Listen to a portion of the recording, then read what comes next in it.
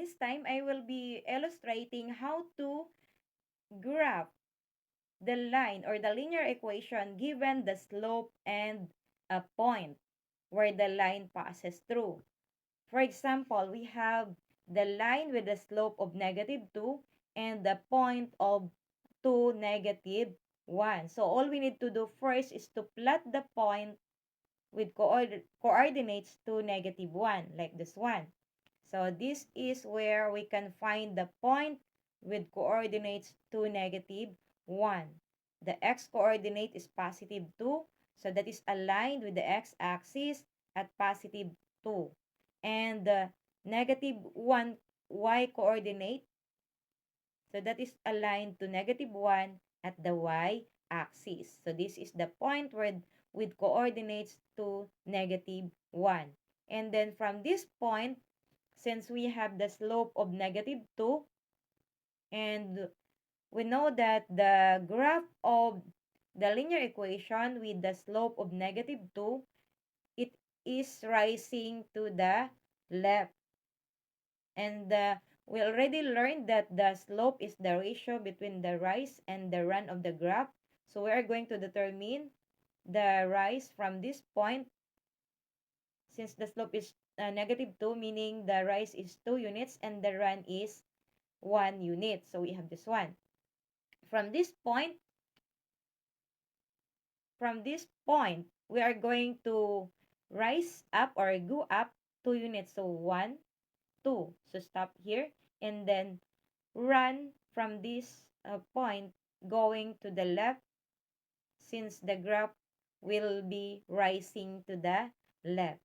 So our run from here is 1 unit, so we have 1. So this is another point of the line of the linear equation. So we are going to connect the 2 points here, like this one, to form a line. So we're going to put an arrow to both ends of the line or the segment, since the solution to the linear equation is a line. Okay, so this is now the graph of a line with 2, -1 and a slope of -2. Another example, we have the slope of a line is 3/2 and a point is at -1, -2. So we're going to plot -1, -2. So we have this one. From -1, -2. So this is the point with the coordinates -1, -2. So aligned with -1 at the x-axis and aligned with -2 at the y-axis. Since our x-coordinate is -1 and the y-coordinate is -2.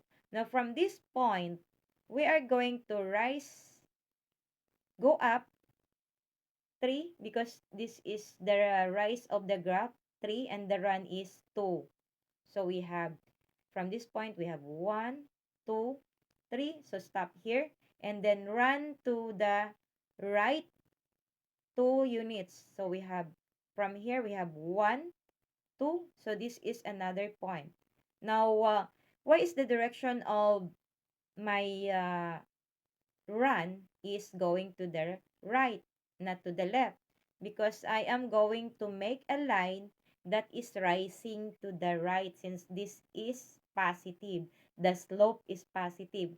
We already know that when the slope is positive, the graph rises to the right. So we have another point here. So when connected, the line will be rising to the right. So we have this one. We are going to connect the 2 points. We have this line. So this is the graph of the line that passes through -1, -2 with the slope of 3/2. Okay?